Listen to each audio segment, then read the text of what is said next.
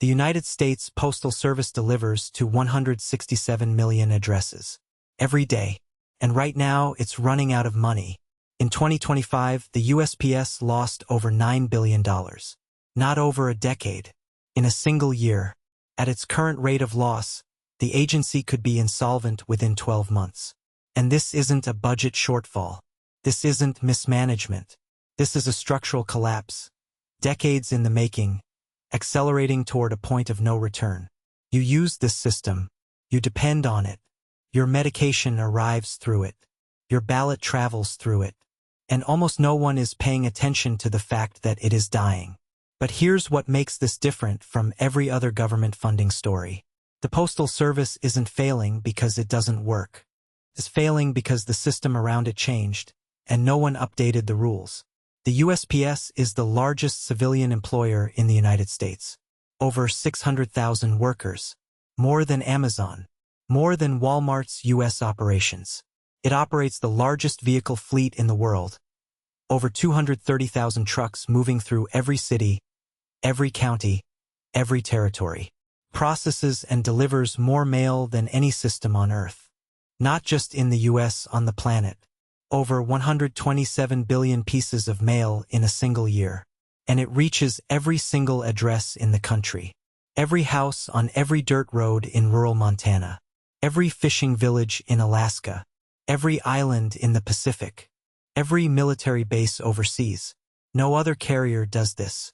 FedEx doesn't. UPS doesn't. Amazon doesn't. They are not required to. The Postal Service is. And that obligation to serve everyone, everywhere, every day, is both the institution's greatest purpose and the source of its destruction. But this massive system has a fatal flaw built into its design.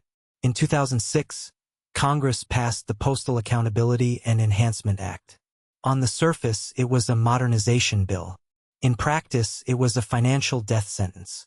The law required the USPS to pre-fund 75 years of retiree health benefits in just 10 years. That means the Postal Service was forced to set aside money for the health care of employees who hadn't even been born yet. Billions of dollars, every year, locked away for future obligations that no other agency, no other company, no other institution in the country is required to fund. No private corporation does this. No branch of the military does this. No other government agency does this. Only the USPS. Between 2007 and 2016, this single mandate drained over $50 billion from postal operations. Money that could have gone to infrastructure, to new vehicles, to technology, to hiring the workers needed to keep delivery times from slipping. Instead, it sat in a trust fund, while the system it was supposed to protect slowly bled out.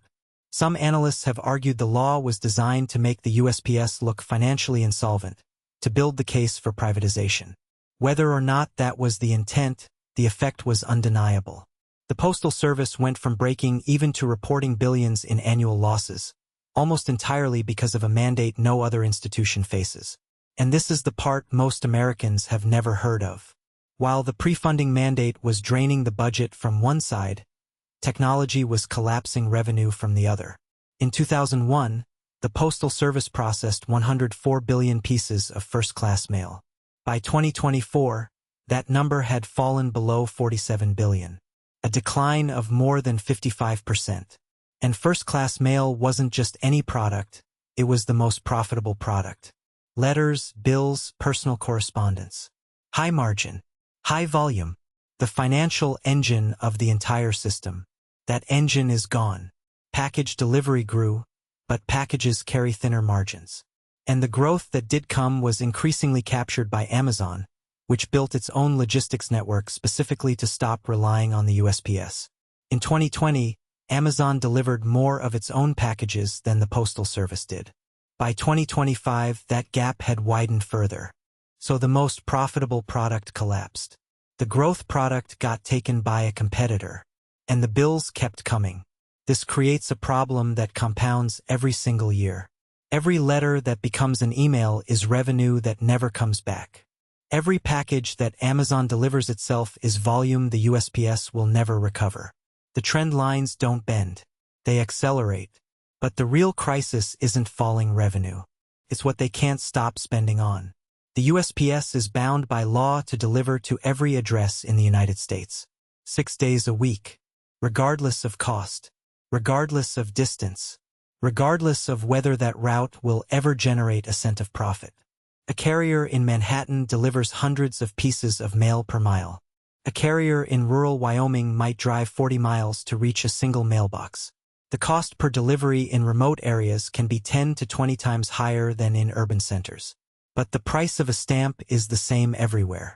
FedEx and UPS cherry-pick profitable routes. Dense urban corridors, business districts, suburban neighborhoods with high package volume. They don't serve the last mile in unprofitable areas because they don't have to. The USPS does. By law, this obligation was designed for an economy built on letters. An economy where every household sent and received mail daily. That economy no longer exists, but the obligation remains unchanged, unfunded, and increasingly unsustainable. And this creates a trap that no amount of efficiency can escape. You can cut staff. You can close post offices. You can slow delivery times. But you cannot stop serving 167 million addresses. That's the law. And as long as that law exists, costs have a floor that revenue can no longer reach. This is not theoretical. At current loss rates, the USPS faces operational insolvency. And when a system this embedded in daily life stops functioning, the consequences cascade. Start with rural America. In thousands of communities, the USPS is the only delivery service. No FedEx, no UPS, no Amazon vans on those roads. If the Postal Service stops reaching them, those communities lose their connection to commerce entirely. Small businesses, millions of them, depend on USPS for affordable shipping. They can't absorb FedEx rates. A rate increase of even a few dollars per package would push many into insolvency of their own. Then there's medication. Nearly 1.2 million veterans receive prescriptions by mail through the VA system, delivered by USPS. Millions more elderly and disabled Americans rely on mail-order pharmacies because they cannot physically get to a drugstore. Remove the mail and you remove their access to medicine. And then there's democracy itself. In 2024, over 65 million Americans voted by mail. The infrastructure that makes that possible is the Postal Service. Without it, mail-in voting, the fastest-growing method of participation in American elections, loses its backbone. The postal network also serves as the last-mile carrier for FedEx and UPS in areas they won't serve directly. Remove the USPS and those carriers lose their rural reach too. The ripple effect doesn't stop at the mailbox. It spreads through every system connected to it. This is not a list of inconveniences. This is the architecture of daily life. And it's 12 months from breaking. And this is the scenario that's now on the table. The Postal Service exists in a political no man's land. It's not a private company, but it's expected to fund itself like one. It's a public service, but it receives no tax dollars for operations. It's bound by government mandates but blocked from the flexibility to meet them. Congress controls its pricing. The USPS cannot raise the price of a stamp beyond what an independent commission allows. Cannot enter new lines of business without legislative approval. It cannot close underperforming post offices without community review processes that take years. Every serious reform proposal, privatization, restructuring, subsidy, stalls in Congress. Not because the solutions don't exist, but because the politics are impossible. Privatization terrifies rural lawmakers whose constituents depend on the service. Subsidies terrify fiscal conservatives. And restructuring requires a level of bipartisan cooperation that hasn't existed in Washington for over a decade. So the USPS sits in limbo, losing $9 billion a year, bound by obligations it can't fund, blocked from changes it can't make, watched by a Congress that won't act. And this is why it's not getting better. Not slowly, not eventually. It is actively getting worse every quarter, every fiscal year. Every day a carrier drives 40 miles to deliver a single letter to a mailbox at the end of a dirt road.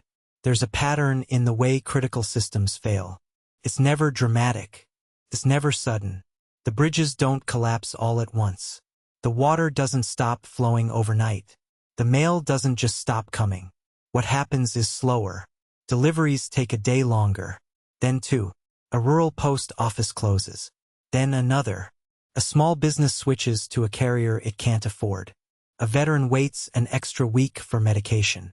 A ballot arrives a day after the deadline. It happens in increments so small that no single moment feels like a crisis. And that's what makes it dangerous. Because by the time the failure is visible, the system is already gone. You don't think about the mail. That's the point. It just works. 6 days a week, to every door in the country, a carrier walks up and delivers. It's so reliable that it became invisible. But systems that just work still need someone to keep them running. They need funding. They need attention. They need someone in a position of power to say, "This matters and we will not let it fail." And right now, nobody is.